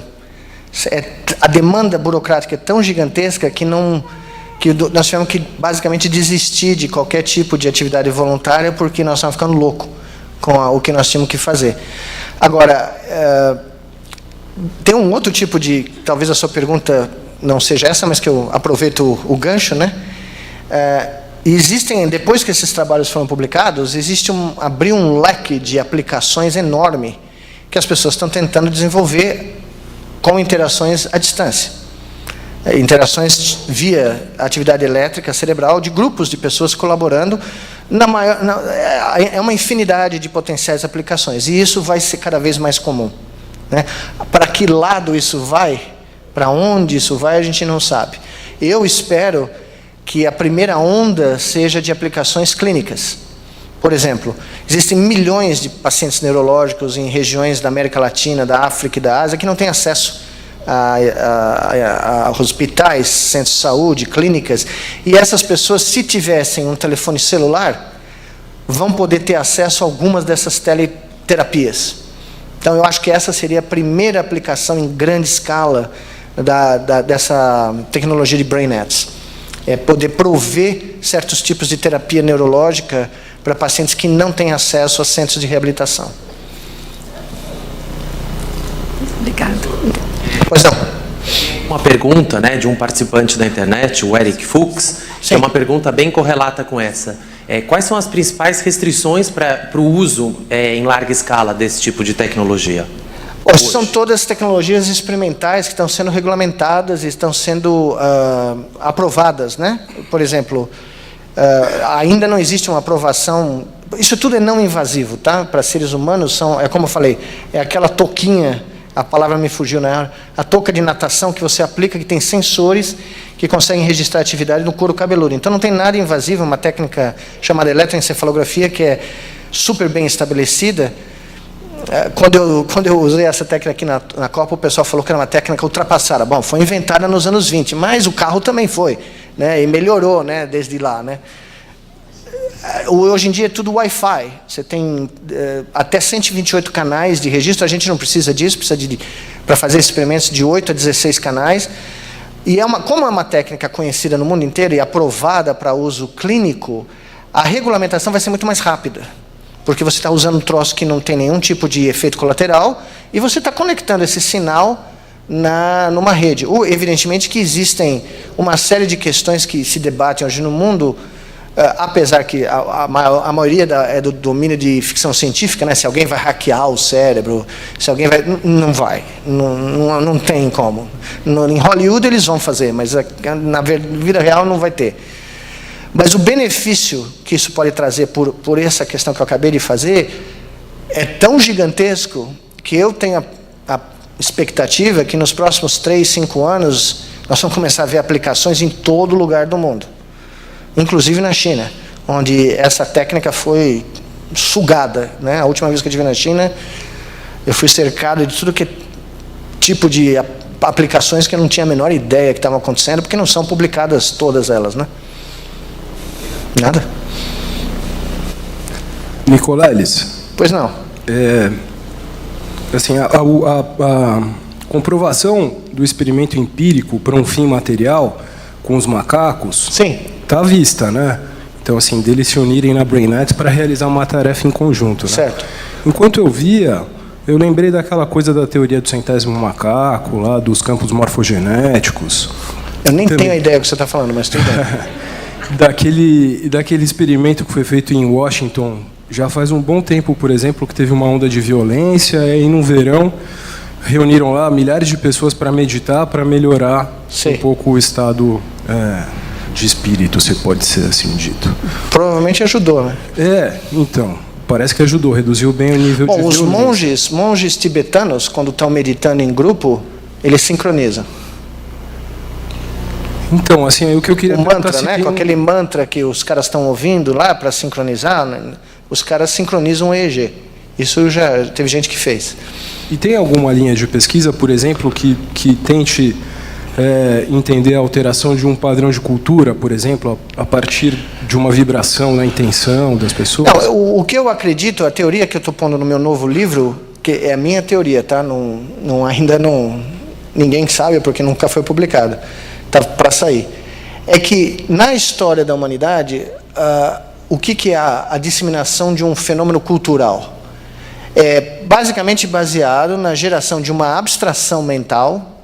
Alguém acorda de manhã e fala, ok, tem um cara que mora na nuvem, e o nome dele é Zeus. Aí ele conta para o vizinho, olha, ontem eu estava falando com a Sheila falando comigo, comeu nosso churrasquinho aqui em Atenas, quando a gente olhou para o céu, tinha um cara de barba fazendo assim com o dedo para mim, eu chamei ele de Zeus. Aí o vizinho fala, pô, essa é uma grande ideia, adorei. E aí começou a chover. Então, Zeus estava me dizendo que vinha chuva por aí. Essa abstração mental se espalha pela vizinhança, se espalha pela cidade, se espalha pelo país, e Zeus vira mais importante do que o futuro da cidade. Ou seja, ele sincroniza a população como se fosse um sinal auditivo, um sinal visual. Ele é um sinal, é uma abstração, mas que, por causa de um operador que funciona no cérebro de todo ser humano, chamado crença, em inglês belief, esse operador está em busca de explicações para fenômenos que estão aqui que não tem explicação. No momento que Sócrates chegou e falou, Zeus foi quem fez a chuva vir para cá, e o vizinho acreditou, e o outro acreditou, e o outro acreditou, acabou. Tá? Eu sempre uso, essa é uma história benigna, eu sempre uso o exemplo maligno, que é quando, no genocídio de Ruanda, né, uma divisão que era totalmente arbitrária, que não existia etnicamente, mas que foi criada pelos colonizadores belgas e alemães, entre os Tutsi e os Hutus, né? Como os Tutsis, durante toda a história, foram mais aceitos pelos colonizadores, tinham os melhores empregos, tinham os melhores acesso à educação, maior crescimento econômico, tinha um ressentimento muito grande na população Hutu. Pois bem, quando um presidente Hutu foi eleito e, de repente, tem um atentado que mata o cara, derruba o avião do cara e mata o presidente Hutu, meses antes havia uma rádio, ou várias, disseminando pela comunidade mensagens de ódio contra os Hutus, contra os Tutsis, perdão, na comunidade Hutu.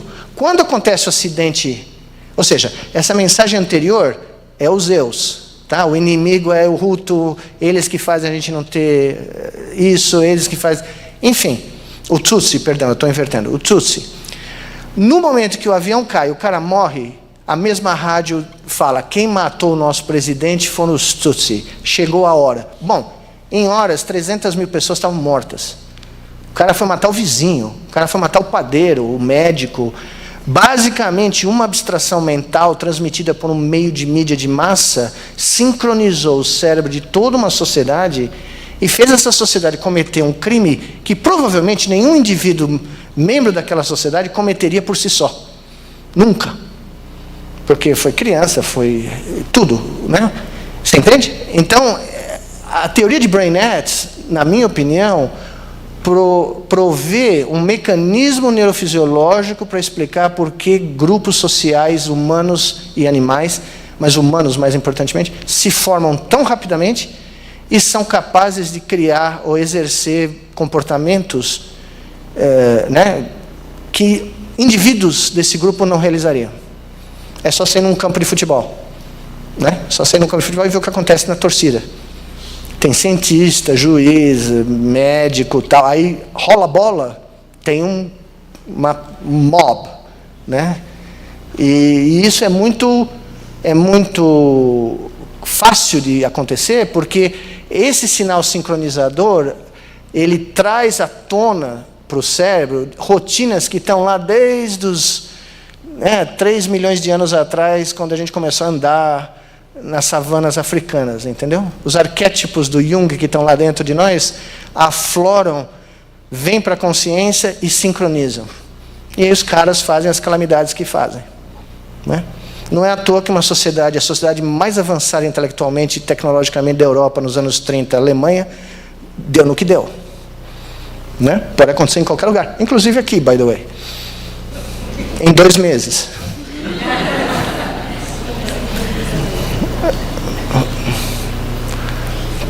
Professor, foi falado muito sobre a interação homem-máquina, então... Cérebro-máquina. Cérebro-máquina, exatamente. O homem é outra coisa. Perfeito. E quando a gente fala em fins terapêuticos, eventualmente a gente não precisa do inverso. Por exemplo, quando a gente fala de Alzheimer, não seria a máquina, de repente, mandando o impulso magnético, uma coisa assim, para falar, olha, não é por aqui, é por ali. Como é que isso interage com o que o senhor estava explicando aqui? Por exemplo, a prótese de infravermelho que o senhor viu é um protótipo. Eu não mostrei porque não dava tempo, mas a gente propôs no laboratório e está sendo usado já em pacientes do mundo inteiro, inclusive aqui, uma prótese para tratar Parkinson, usando a estimulação elétrica da medula espinal, que é totalmente contraintuitivo. Ninguém nunca jamais imaginou que se você estimular numa certa frequência eletricamente a medula espinal, você melhora os sintomas de Parkinson. Mas isso é parte de uma teoria do cérebro que são os 30 anos que eu disse que foi desenvolvido, que explica por que isso funciona, ou previu por que isso ia funcionar. No caso do Alzheimer, é a mesma coisa. Ocorre que a maioria das doenças neurológicas, e provavelmente boa parte das doenças psiquiátricas, se não todas, decorrem de crises epiléticas que estão acontecendo silenciosamente em regiões profundas do cérebro. Então, o cara não desmaia, o cara não saliva, como a crise epilética cortical que todo mundo conhece, mas o cara entra em depressão, o cara tem alucinação, o cara tem problemas motores, como o Parkinson, o cara tem perda de neurônios por causa de crises epiléticas muito devastadoras que levam ao Alzheimer. Então, o que nós estamos propondo são terapias onde a gente usa a medula espinal como canal de transmissão de sinais elétricos de alta frequência para tratar cada uma dessas patologias. E o que a gente notou é que, evidentemente, você tem essa prótese que manda os sinais, mas você, se puser o cérebro do paciente no loop e o paciente interagir com essa prótese para controlar o período de estimulação, quanto tempo vai estimular, por quantos dias, quanto para, quando não para, existe a perspectiva que o tratamento seja melhor. Então, é por isso que a interface cérebro-máquina entra também nessa região. Nesse desenvolvimento dessas futuras terapias. Ou seja, se o paciente de Parkinson estiver envolvido conscientemente com o processo de tratamento dele, a expectativa, como foi com esses pacientes com medula espinal, que a melhora seja maior.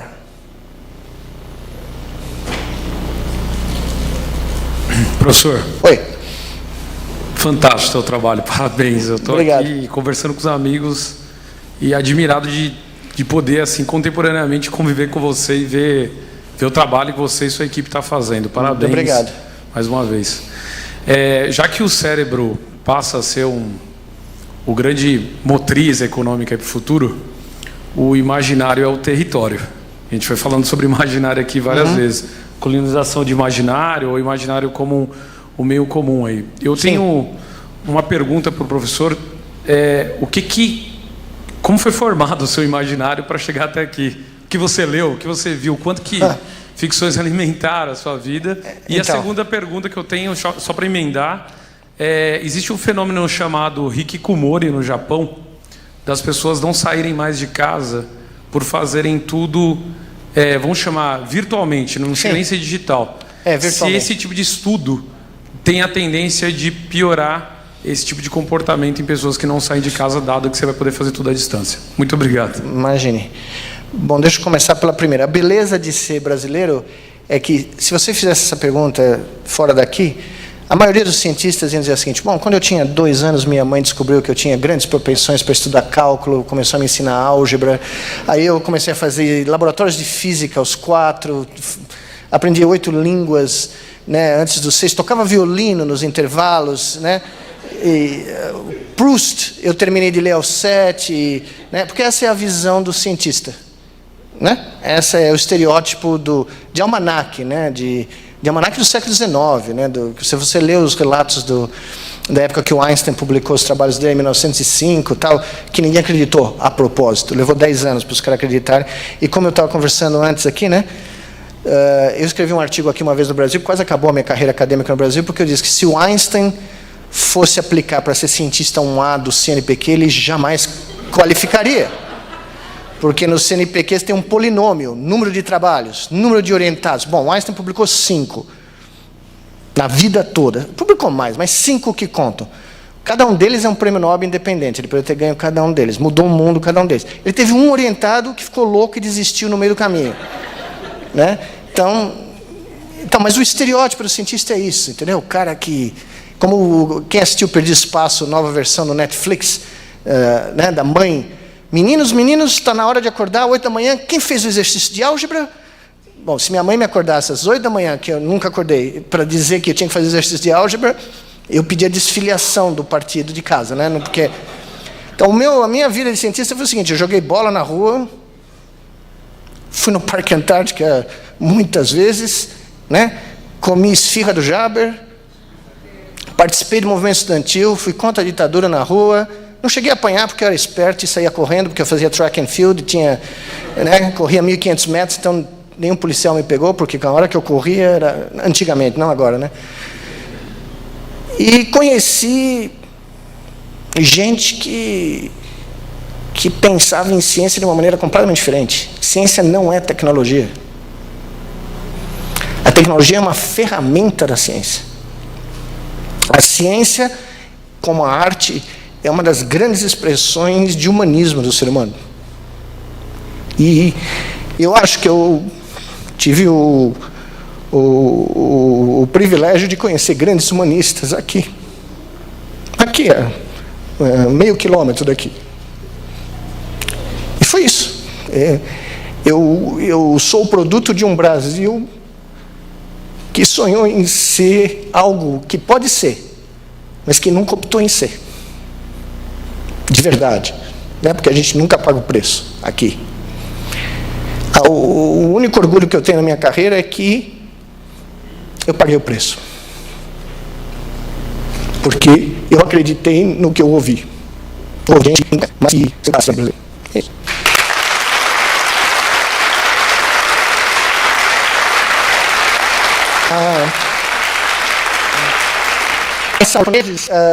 o fenômeno é muito pior na Coreia do Sul. Na Coreia do Sul, eu dei aula na universidade, não era aula. Então, vocês conhecem um cara chamado Marshall McLuhan, né, o grande teórico da mídia dos anos 50 e 60, que previu, no momento que a humanidade se conectar na velocidade da transmissão dos impulsos elétricos do cérebro, nós vamos criar uma aldeia global. Nós vamos colaborar, todo ser humano vai fazer parte dessa colaboração global, porque nós vamos estar conectados na velocidade de transmissão dos sinais do nosso cérebro, certo? O efeito é o oposto. Se Marshall McLuhan tivesse vivo hoje, ele ia ter que publicar um livro dizendo: errei em tudo, porque não em tudo, mas porque o efeito da comunicação em alta bandwidth, alta velocidade, de toda a humanidade, foi nos levar de volta à organização tribal do Paleolítico. Porque hoje as pessoas só se relacionam virtualmente com quem elas pensam igual, com quem concorda com elas e com quem tem a mesma visão de mundo delas. Ou seja, nós fragmentamos a humanidade ao conectar a humanidade.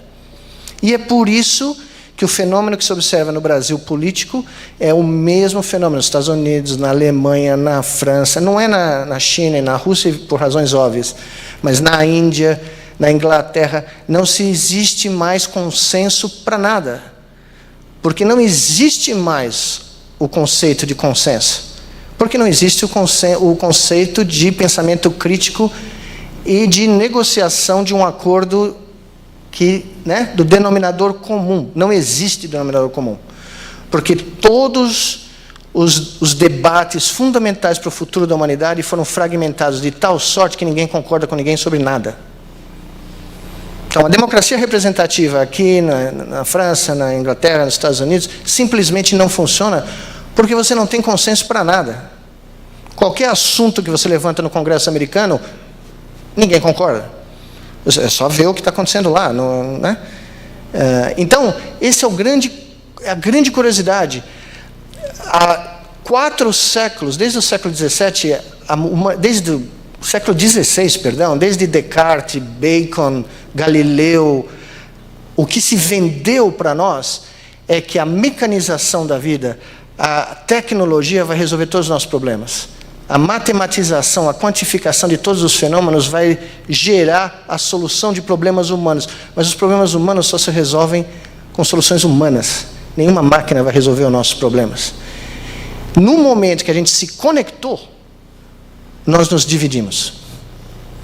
Porque é tão mais simples ouvir que o Palmeiras é o maior time do mundo, que a minha visão de mundo é a melhor do mundo, que é assim que tem que ser feito. O reforço positivo das nossas ideias é tão mais aceitável do que alguém vem falar para você, não, peraí, eu tenho uma outra visão de mundo, nós temos que chegar num acordo aqui, senão o mundo acaba. Né? Aquecimento global. Você não consegue falar de aquecimento global dentro das universidades americanas. Pensa numa brincadeira dessa. Entre cientistas você não consegue um consenso. Tá? Então esse é o drama. Ninguém previu isso. Ninguém previu que a hiperconectividade social ia levar a uma fragmentação social. E é isso que nós estamos enfrentando agora. E no caso específico dessas crianças, ou adultos também, na Coreia e no Japão, isso gerou um sentimento antissocial. As pessoas não querem ter contato com outros seres humanos. Elas preferem, porque se gerou um grau de sofrimento, o contato humano virou tão potencialmente doloroso que essas pessoas estão se isolando e literalmente vivendo dentro de casa. As pessoas não saem mais nem para andar. E isso está acontecendo muito claramente na Ásia já. E está começando a migrar para o oeste. E é um fenômeno que eu não tenho a menor dúvida que pode se espalhar pelo mundo todo, porque essa fragmentação, principalmente quando as redes sociais foram introduzidas, né, Twitter, Facebook, todas essas coisas, já é um fato notório, não há a menor dúvida. É só você ver o número de grupos fechados do Facebook, WhatsApp, whatever, né, o que tem por aí. E qual é a consequência mais curiosa desse fenômeno? Se vocês forem olhar os números, eu peguei uns dados recentemente da Sociedade Americana de Poetas, o Guild de Poetas. Em 50 anos, o número de americanos que lia um poema, um livro de poesia por ano foi de 27% para menos de 6%. Os poetas estão sumindo. A poesia está sumindo. Pensa só numa brincadeira dessa. A base da sociedade intelectual e filosófica do mundo ocidental vem da Ilíada e da Odisseia, que era aprendida de cor, 1 milhão de versos. Para você ser um intelectual grego, você tinha que poder recitar a Ilíada e a Odisseia, que era a epopeia da civilização grega. Quem hoje conhece um poema de cor? Não é muito tempo, não, hein? 2.500 anos. Não é nada na história da humanidade. E é esse o reflexo.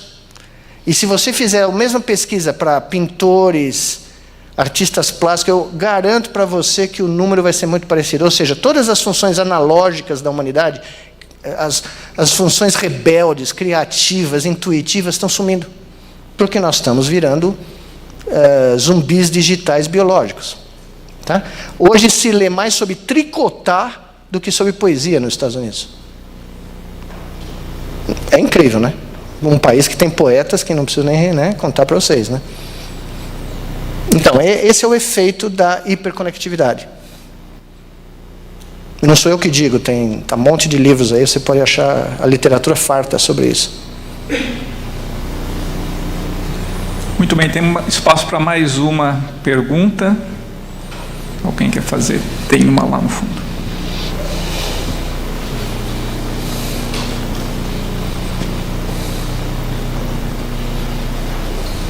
Oi, bom dia. Mais uma vez, parabéns aí pelos seus trabalhos. É um orgulho para nós brasileiros termos você representando a ciência do Brasil. E nessa linha, uma vez que a gente tem tão pouco investimento ou iniciativa, qual seria, se é que tem, uma receita de sucesso, uma receita para a gente ter mais cientistas, ter mais trabalhos? Que tipo de investimento? Quem deveria fazer esse tipo de investimento? Qual o papel de governo, iniciativa privada aqui? E se tem algum benchmark lá fora? Nós somos o país do Santos Dumont, né? E ninguém sabe a história do Santos Dumont. Para mim, o Santos Dumont é o meu grande herói, né? Herói mesmo, herói mitológico, tipo grego. Se Santos Dumont fosse americano, tinha uma estátua de Santos Dumont em cada cidade americana. Aliás, para quem não sabe, no dia que os irmãos Wright fizeram o famoso voo na praia que eu vou, porque eu moro no estado da Carolina do Norte, e onde eles voaram lá na praia do litoral, no dia que eles voaram, a manchete da cidade natal deles, em Toledo, Ohio, foi a seguinte: Garotos da cidade repetem o feito do grande Dumont. Porque Santos Dumont tinha voado em 1901. Né? Anos antes, 2 anos antes. Circunnavegado a Torre Eiffel com seu dirigível, porque a moda na Europa era dirigível, ninguém queria fazer avião. Avião era considerado coisa, né, sem graça. Os caras dos Estados Unidos fizeram avião e voaram 2 anos depois. Mas a invenção do voo controlado, que é a ciência da aeronáutica, dirigível e avião são instrumentos da aeronáutica, mas a ciência, como você cria um estabilizador horizontal, vertical, como você cria o flap, como você põe a asa, como você gera os comandos, a hélice do motor, ele tirou... Pensa na loucura desse cara. O cara teve o primeiro carro do Brasil. Aí ele tirou o motor do carro e pôs no dirigível. Ninguém tinha pensado nisso. O Zeppelin, que todo mundo fala do Zeppelin, o Zeppelin fez um dirigível de 100 metros de comprimento, mas não saía do lugar, porque não tinha propulsão. Quem criou aquela hélice lá, que todos nós conhecemos, com o motor de um Peugeot 1890 e não sei o quê, foi o Santos Dumont, aqui, na Estação da Luz. Ele andava com o carro dele aqui, pela Estação da Luz. Quem sabe disso? Ninguém. Primeira coisa que nós temos que fazer é achar o Santos Dumont. Tem milhões deles aqui. E dá para eles os aeroportos, porque para fazer ciência você precisa decolar. Né? E tem que pegar o cara, é muito fácil saber quem tem talento. É só sair no campinho aqui da Várzea e ver quem joga bola lá. Você olha e fala, bom, esse cara joga bola, esse aqui vai ser médico. Né? É fácil. Achar talento é muito fácil. A gente em Macaíba, nós começamos a 1.500 crianças por ano no curso de educação científica. De repente tinha uns moleques que a gente fala, não, esses caras aqui não tem que fazer curso de educação científica, esses caras têm que ir para o nosso laboratório no instituto. Nós começamos a pôr criança do ensino médio, que nem tinha entrado na universidade para fazer pesquisa, porque o talento era tão absurdo. Estava ali, estava pedindo para decolar, entendeu? Então, a ciência no mundo não decola sem um Estado forte, um investimento estatal forte. A China, daqui a 1 ano, vai passar investimento público em ciência. Pela primeira vez desde a Segunda Guerra Mundial, um país vai dominar mais do que 30% do mercado internacional de ciência, do GDP, né, do Produto Bruto de Ciência Mundial, que não se chama Estados Unidos, se chama China. Sabe qual é o investimento anual chinês para ciência pura? 140 bilhões de dólares. Investimento americano, a última vez que eu olhei, 131 bilhões. Por ano. Durante 30 anos, o governo americano, ninguém reclamou, o governo americano investiu 5% do produto bruto interno americano em ciência. 5%. No maior investimento científico do Brasil, que foi em 2011, se não me engano, 2011 a 2012, nós estávamos investindo 1,17% por 1 ano. E começamos a explodir, começamos a incomodar lá fora. Mandamos 108 mil crianças jovens para fazer pós-graduação, escambau de bico, o maior programa de fellowships científicos do mundo. A Harvard abriu escritório aqui em São Paulo para recrutar os maiores molecada brasileira, a Columbia, Cornell. A minha não abriu, eu pedi, mas não abriu. Um monte de gente aqui veio recrutar brasileiro, porque o governo brasileiro estava pagando para esses caras ir para lá, e estava sem dinheiro as universidades americanas, estavam quebradas depois da crise de 2008. O que aconteceu? As pessoas reclamaram que a moçada ia viajar, que a pessoa ia fazer turismo. Tudo bem, que 10% tenha ido fazer turismo. Já ajuda demais, porque os caras vão ver que tem outra coisa, que não o pensamento provinciano aqui da média brasileira, entendeu? Então, o que você precisa? Um projeto de nação. Voltamos ao ponto de partida. Você precisa de um projeto de nação que independa de quem é governo. Não interessa quem é governo. Na minha humilde opinião, o ministro da Educação, num país como o nosso, o ministro da Educação, o ministro da Saúde e o ministro da Ciência e Tecnologia tinham que mandar mais do que o presidente do Brasil. Os caras tinham que chegar no presidente e falar, preciso de X. E o cara só assinava. E o Congresso falava, está ótimo. Porque o nosso déficit humano, eu não estou falando nem das áreas específicas, o nosso déficit civilizatório, humanístico, é brutal. Só que o nosso talento também é brutal. Agora, o que você tem que fazer, né? Eu não sou do mundo dos negócios, mas todo mundo sabe disso. Você reduz o déficit e você aumenta o investimento no potencial. Acabou. Qualquer empresa faz isso, né? Então, se o Brasil pensasse nesses termos, Nossa, eu encontrei jovens brasileiros pelo mundo afora. Encontrei gente nas universidades canadenses, japonesas, chinesas, belgas, não interessa. Tinha sempre um cara. Eu encontrei um moleque do Acre fazendo astrofísica na Harvard. Você já imaginou uma emoção? Você dá uma palestra, o moleque vem e fala, pô, eu sou do Acre e eu estou fazendo astrofísica. Que outro sinal de milagre você precisa? Né? O meu professor me contava que eu falava para o professor César, que foi meu orientador, ele falava assim, professor, qual é aquele trabalho do Science que a gente sabe que vai entrar no Science? Ele olhava para mim e falava, você é palmeirense, né? Eu falei, só. E ele era corintiano, imagina o meu drama, meu orientador de doutorado. Professor, qual é o trabalho que entra no Science e não tem discussão? Ele falou, você faz o seguinte, você acha um porco que fala. Você não precisa achar o segundo. Se você achar o primeiro, é notícia. Sai na capa do Science. É exatamente a nossa questão aqui. Você entendeu? Você acha um milagre? Eu achei um por dia lá em Macaíba. Um por dia. Eu ia para Macaíba, sentava com o moleque, falava, meu Deus do céu, nós temos que pôr esse moleque para fazer neurociência. Nós temos que pôr esse moleque para fazer física, matemática. O cara não tinha ido para a escola. Aliás, talvez seja por isso, né?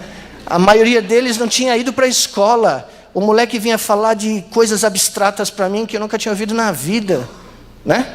Tinha um moleque que recitava poemas, como a gente chama, meu Deus? Estou esquecendo. Cordel. Poemas de cordel, páginas e páginas e páginas. O menino não parava de falar. E você está pensando naquilo e fala, pô, milagre, né? Não estou ofendendo ninguém, mas o porco que fala está aqui, né? Eu não preciso achar o segundo, apesar que tem, no Brasil tem. Só que enquanto a gente não resolver o nosso complexo de vira-lata, não acreditar que nós somos uma nação e não cobrarmos de quem está por aí um projeto verdadeiro de nação, independente das picuinhas, porque a picuinha não leva a lugar nenhum, enquanto a gente não pensar grande, alto, macro, e o Estado brasileiro ser um Estado de verdade, a iniciativa privada não vai fazer isso. Eu estou há 20 anos tentando achar um parceiro para o projeto de Natal na iniciativa privada brasileira, nunca encontrei. Encontrei fora do Brasil, aqui não conseguiu. Então, se você não tiver uma diretriz central, federal, de incentivar a produção científica em todo o país, não é só aqui em São Paulo e no Rio, mas em todo o país, nós não temos chance alguma. No momento que a gente decidir fazer isso, em 3, 5 anos o Brasil explode, positivamente, né? Mas precisa fazer, né? Muito bom. Professor, gostaria de agradecer a presença novamente. Está funcionando? Agradecer novamente a presença. Muito obrigado. Foi extremamente prazeroso, porque além de mostrar o que o senhor tem feito, o senhor trouxe reflexões aqui para a gente que vão além da ciência. Muito e isso obrigado. Eu acho que é o espírito dessa semana, que eu reitero o convite para que a gente acesse o site vototox.com.br. Teremos mais de 30 experiências que serão compartilhadas durante a semana e acredito que a gente vai ter, espero que tenhamos, discussões tão ricas como a gente teve agora. Obrigado. Muito obrigado.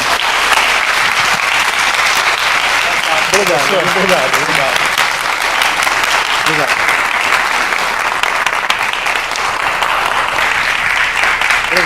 Parabéns. Obrigado.